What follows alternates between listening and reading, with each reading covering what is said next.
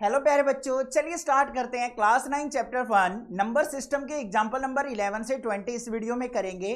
Previous video के अंदर हमने एग्जांपल नंबर 1 से लेकर 10 तक किए थे।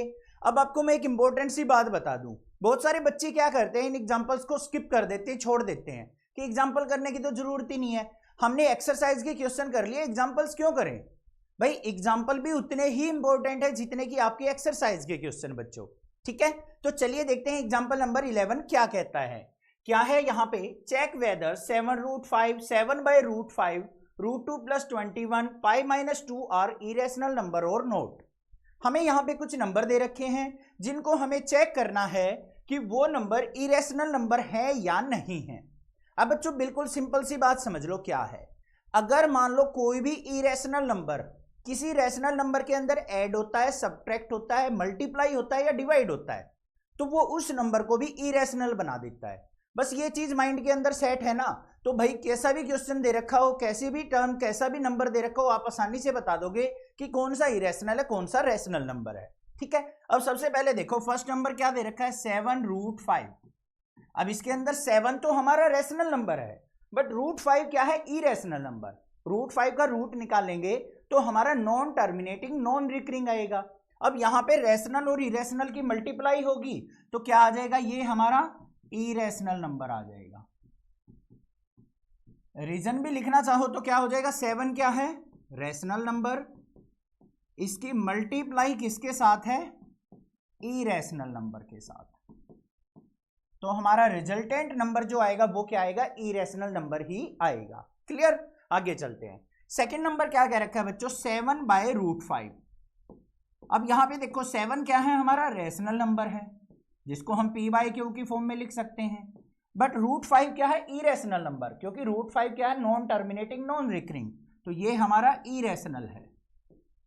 स्टार्ट में ही बताया था, अगर इरेशनल को ऐड करें, सब्ट्रैक्ट करें, मल्टीप्लाई करें, डिवाइड करें, किसके साथ, रैशनल नंबर के साथ, तो रिजल्ट हमेशा जो आएगा वो क्या आएगा, इरेशनल नंबर आएगा। ध्यान दे लेना, बस समझ में आ गई बात, क्लियर है ये भी। आगे चलते हैं भाई, क्या दे रखा है, हमें दे रखा है √2 प्लस में 21। जल्दी बता दो क्या है, √2 क्या है, नॉन टर्मिनेटिंग नॉन रिकरिंग, तो इरेशनल नंबर हो गया, और 21 क्या है, हमारा रैशनल नंबर। दोनों को ऐड करेंगे तो क्या रिजल्ट आएगा, इरेशनल। तो ये नंबर भी क्या है, हमारा इरेशनल नंबर है। लास्ट देख लेते हैं क्या है, π - 2। पाई क्या है, इरेशनल, ठीक है बच्चों। इसमें से सब्ट्रैक्ट कर दिया, 2 क्या है, रैशनल नंबर, इसको हम p/q की फॉर्म में लिख सकते हैं। तो इरेशनल में से रैशनल को सब्ट्रैक्ट करेंगे तो हमेशा रिजल्टेंट क्या आएगा, इरेशनल नंबर आएगा। इसका मतलब चारों के चारों नंबर जो हमें दे रखे हैं वो क्या दे रखे हैं, इरेशनल नंबर यहां पे दे रखे हैं। क्वेश्चन समझ में आ गया, कंसेप्ट क्लियर हो गया, ठीक है। आगे चलते हैं। एग्जाम्पल नंबर 12 क्या दे रखा है, एड 2√2 + 5√3 एंड √2 - 3√3। इन दोनों टर्म्स को आपस में ऐड करना है।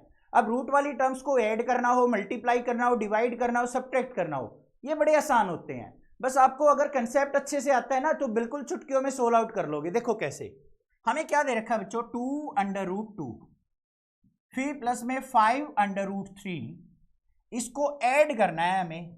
ये कर लिया भाई, एडिशन का साइन लगा लिया, इसको ब्रैकेट में ले लिया, क्या, √2 माइनस में 3√3।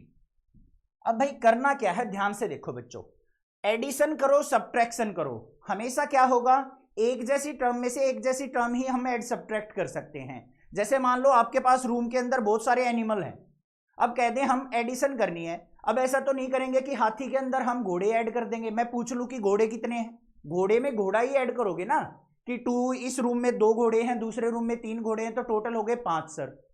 अब ऐसा तो नहीं है यहाँ पे हाथी जोड़ दिए, उधर से घोड़े उठा लिए, तब उनकी एडिशन करोगे या सब्ट्रैक्शन करोगे, ऐसा नहीं होगा। तो बस यहाँ पे भी यही काम करना है, ये चीज समझनी है। जो सेम टर्म है ना, देखो यहाँ पे √2 वाली टर्म है तो √2 वाली ही इसके साथ ऐड सब्ट्रैक्ट होगी।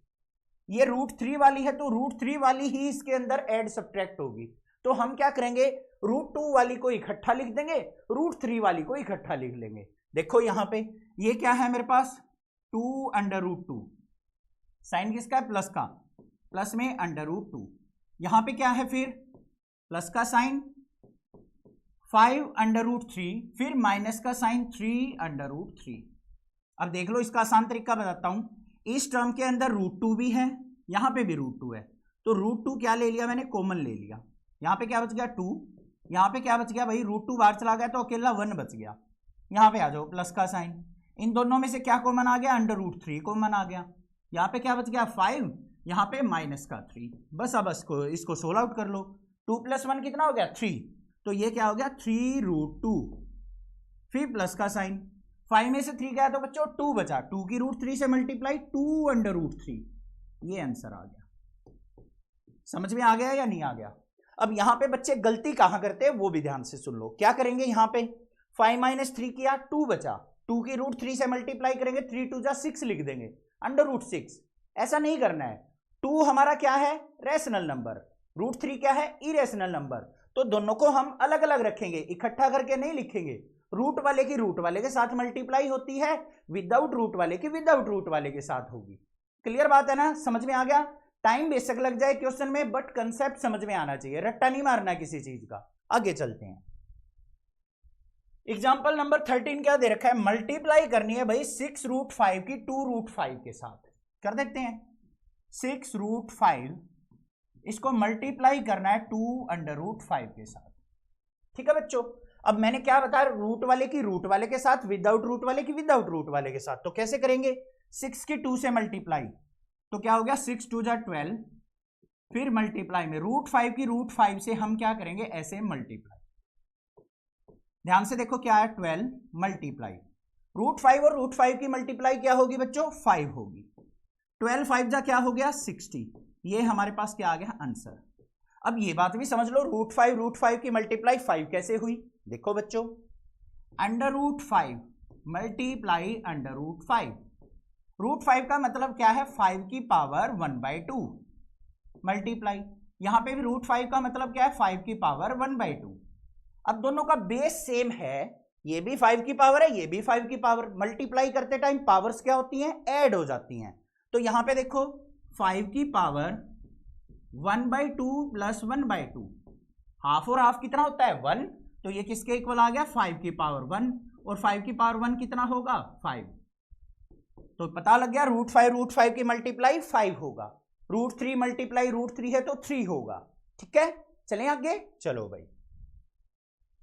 नेक्स्ट एग्जांपल क्या दे रखा है, डिवाइड करना है अब हमें रूट वाली टर्म्स को, डिवाइड करना भी सीख लेते हैं। क्या दे रखा है, 8√15 डिवाइड बाय 2√3, ये दे रखा है।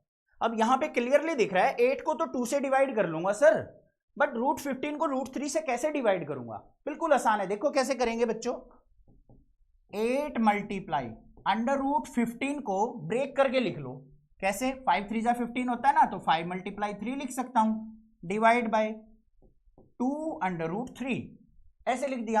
अब इसको अलग अलग करके लिख दो भाई, 8 मल्टीप्लाई √5 मल्टीप्लाई √3, अलग अलग करके लिख लिया।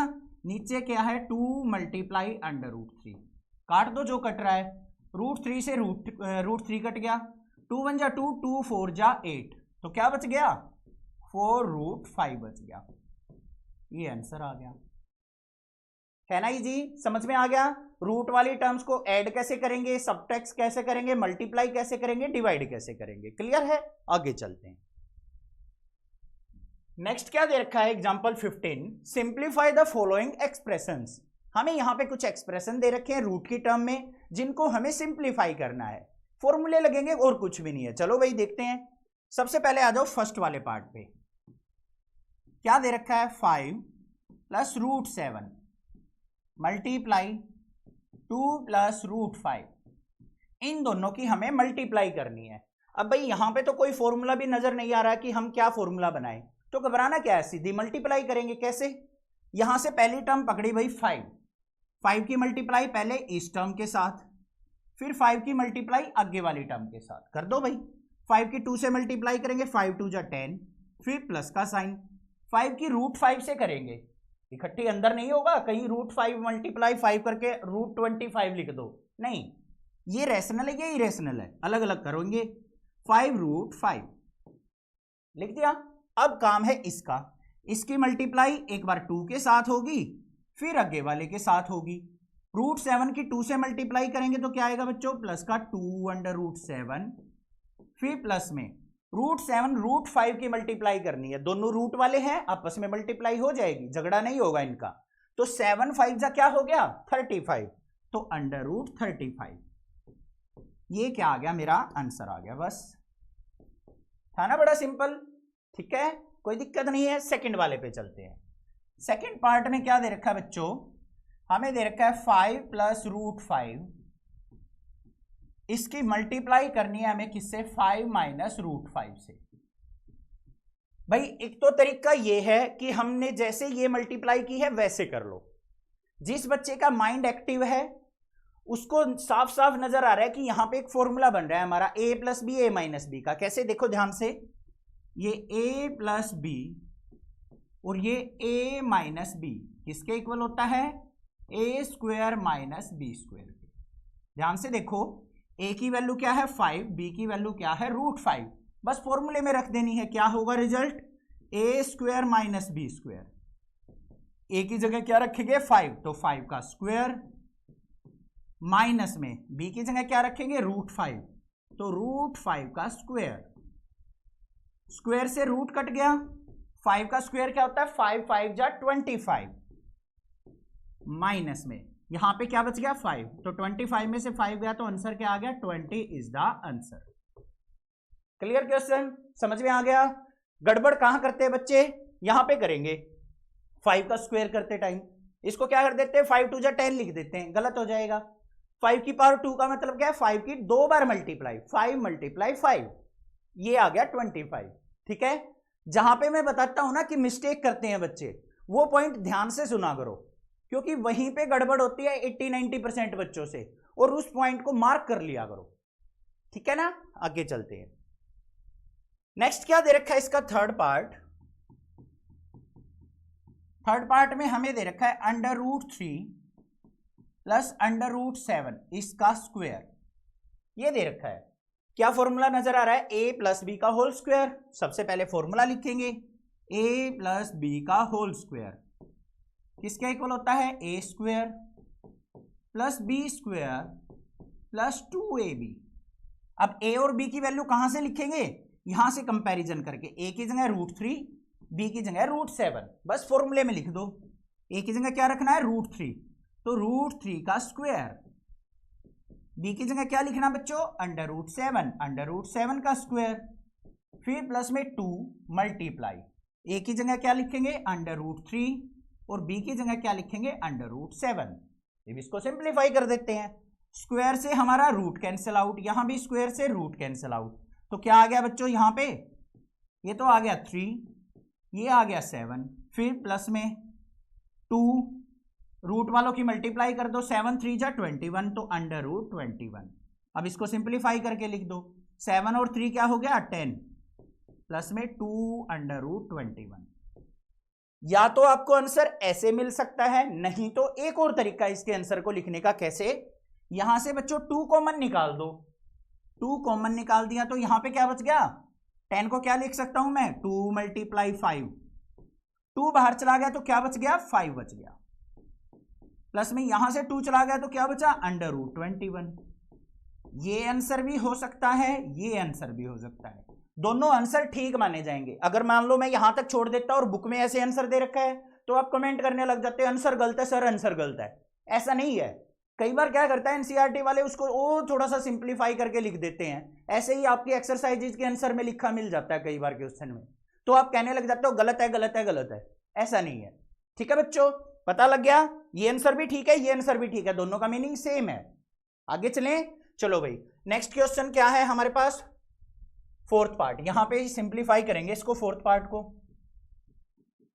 क्या है हमारे पास, √11 - √7, इसकी क्या करनी है प्रोडक्ट, √11 + √7 से।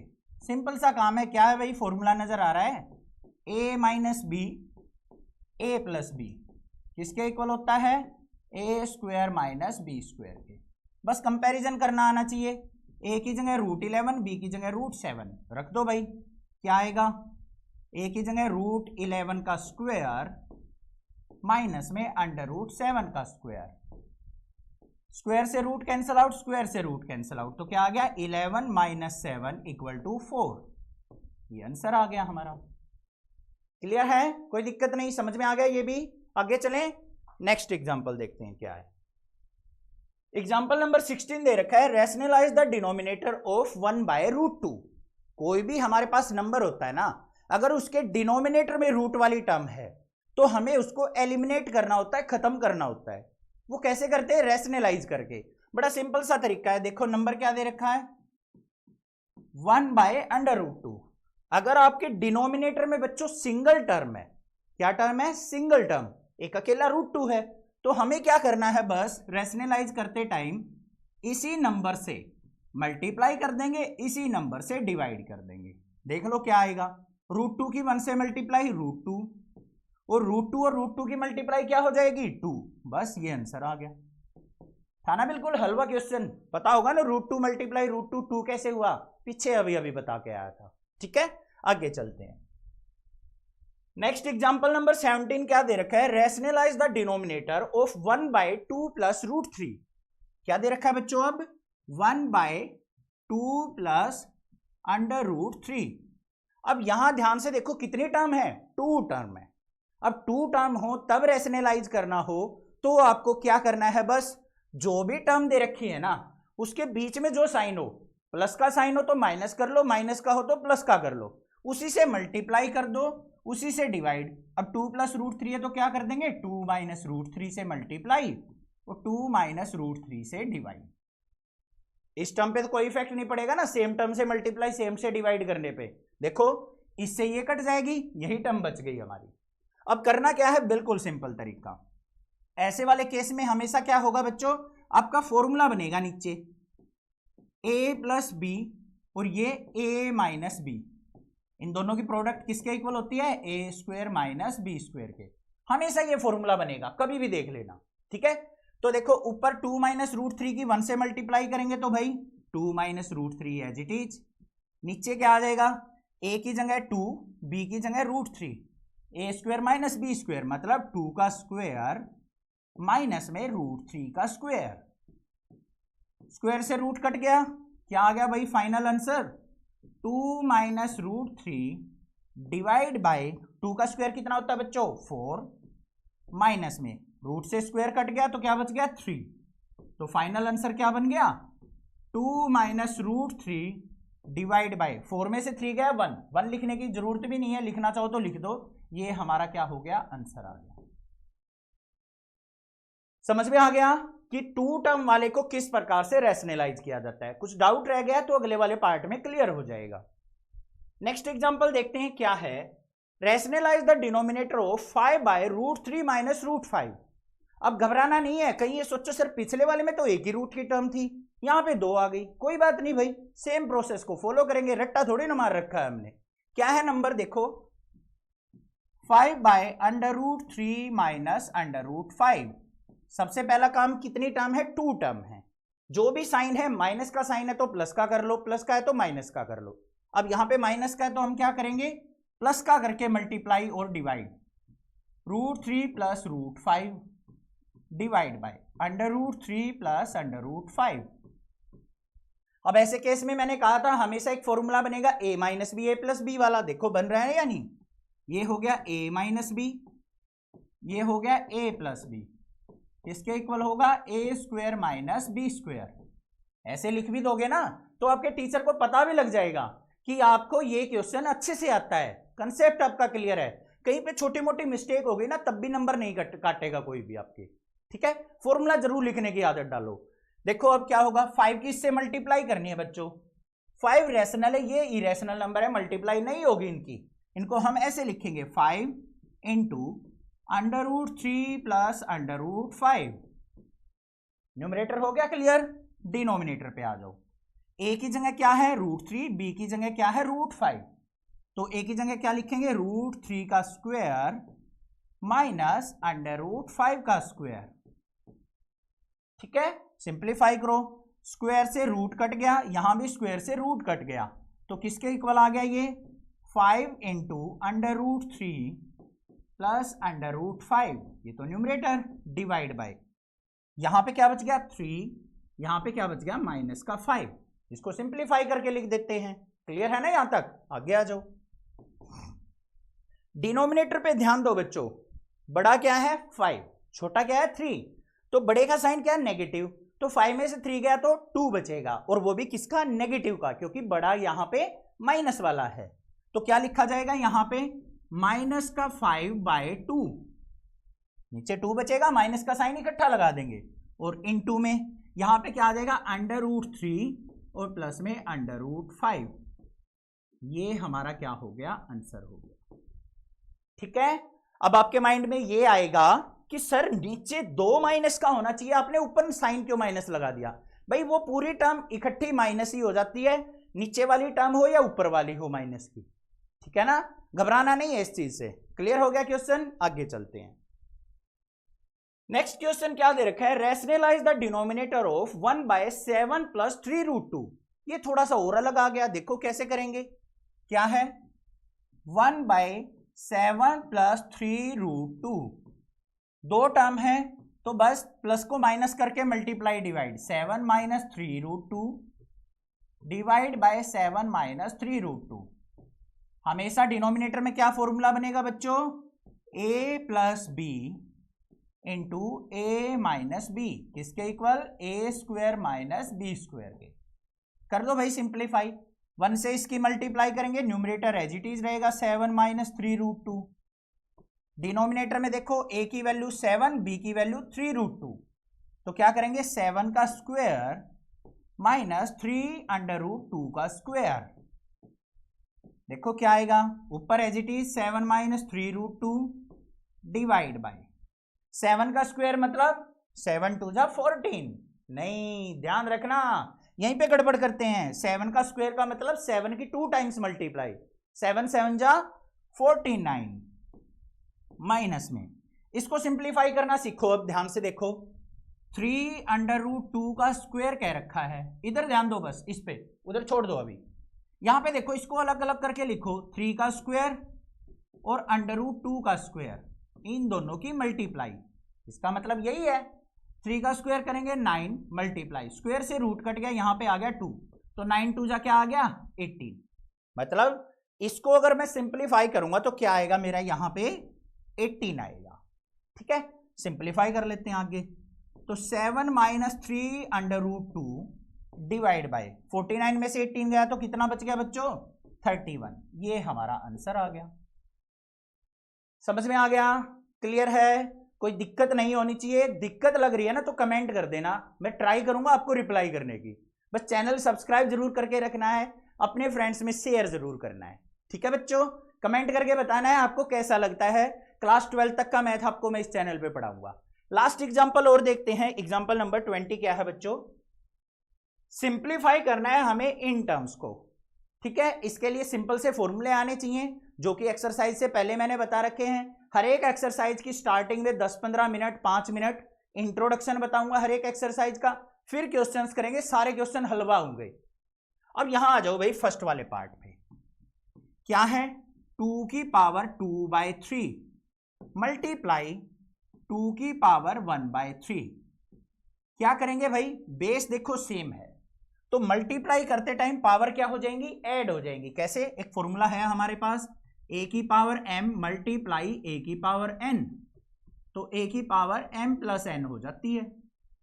तो लगा दो भाई यहां पे फॉर्मूला, क्या हो जाएगा 2⁵2/3 + 1/3। देखो सिंप्लीफाई करके, 2 एलसीएम कितना आ गया 3, 3 से 3 कैंसल 2, प्लस में 3 से 3 कैंसल 1, 1 की 1 से मल्टीप्लाई 1, तो फाइनल क्या आ गया यहाँ पे 2⁵3/3, 2 + 1 3/3, 3 से 3 कट गया तो कितना आ गया 1, तो फाइनल आ गया भाई 2⁵1, और 2⁵1 क्या होगा, 2 इज द आंसर। समझ में आ गया, हलवा था ना। चलो भाई आगे चलते हैं सेकंड वाले पार्ट पे। सेकंड पार्ट में क्या दे रखा है, हमें दे रखा है 3⁵1/5 और इसकी पावर 4, 3⁵1/5 और उस पूरे की पावर 4।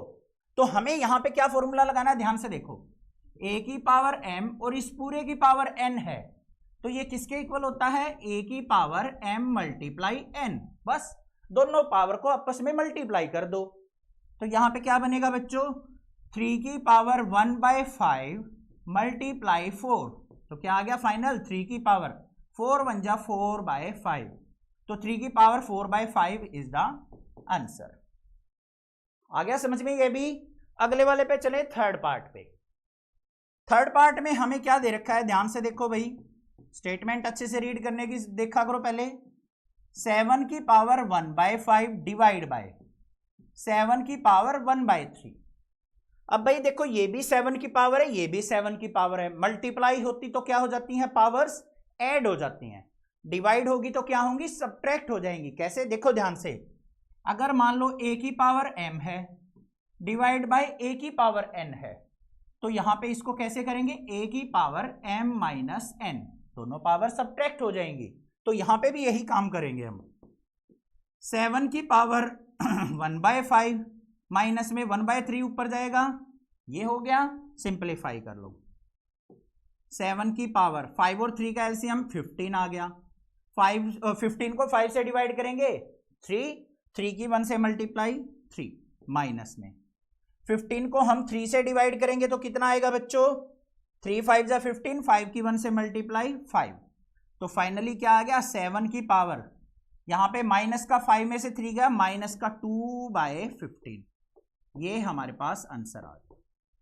ठीक है, नेगेटिव पावर है, पॉजिटिव में बदलना है तो इसका रेसिप्रोकल कर दो, कैसे लिख देंगे, 1/7 की पावर 2/15, इसको नीचे ले आओ, ये भी आंसर हो सकता है, दोनों के दोनों आंसर ठीक माने जाएंगे। दोबारा समझ लो भाई क्या है, यहां पे क्या था, ऊपर 1/5 पावर थी, नीचे 1/3 पावर थी, तो हमने क्या किया, 1/5 माइनस 1/3 पावर को सब्ट्रैक्ट कर लिया, 5 और 3 का एलसीएम 15 को 5 से डिवाइड किया, 5 3 जा 15 होता है, 3 की 1 से मल्टीप्लाई 3, फिर 15 को 3 से डिवाइड किया, 5 की 1 से मल्टीप्लाई 5, तो 7 की पावर क्या आ गया, माइनस का 2/15। अब नेगेटिव पावर को पॉजिटिव बदलना हो तो इसका रेसिप्रोकल कर दो, उल्टा कर दिया, 1/7 की पावर 2/15, बस ये आंसर हो गया। देखो कैसे होता है, अगर मान लो a की पावर माइनस m है तो इसको मैं 1/a की पावर m लिख सकता हूं, रेसिप्रोकल करके, बस ये काम करना है। समझ में आ गया ना। आगे चलते हैं भाई, इसका फोर्थ पार्ट देख लेते हैं। फोर्थ पार्ट में क्या दे रखा है बच्चों, 13 की पावर 1/5 मल्टीप्लाई 17 की पावर 1/5। अब यहां पे कौन सा फॉर्मूला लगाएं, ध्यान से देखो, जो बेस है वो अलग अलग है, पावर इनकी सेम है, मतलब कैसे है, a की पावर m मल्टीप्लाई b की पावर m, तो क्या करेंगे भाई, बेस की मल्टीप्लाई कर देंगे, a मल्टीप्लाई b इस पूरे की पावर m, ये फॉर्मूला लग जाएगा। तो क्या होगा, यहां पे 13 मल्टीप्लाई 17 और इस पूरे की पावर 1/5, बस 13 की और 17 की मल्टीप्लाई कर दो, 13 7 जा क्या होता है 91, कैरी 9, 13 1 जा 13 और 9 क्या हो गया 221, इस पूरे की पावर 1/5, ये आंसर आ गया। समझ में आ गया, क्वेश्चन क्लियर है, एग्जाम्पल बिल्कुल नहीं छोड़ने हैं, मैं बार बार बता रहा हूं आपको, अगर मेरी बात मानते हो तो एग्जाम्पल साथ में करने हैं और एक्सरसाइज के क्वेश्चन भी करने हैं, तो भाई कैसा भी क्वेश्चन दे रखा हो चुटकियों में सोल्व आउट कर दोगे, मेरी गारंटी है। ठीक है, कोई भी दिक्कत आए मेरे से पूछो भाई, मैं बैठा हूं आपके साथ हूं, क्यों टेंशन ले रहे हो किसी बात की, सारे क्वेश्चनों को क्या बनाएंगे, हलवा। तो चैनल को सब्सक्राइब, वीडियो को लाइक जरूर करना, ज्यादा से ज्यादा शेयर करना, और क्लास 12 तक की वीडियो आपको इस चैनल पे मिल जाएंगी। Thank you students, love you students for your support.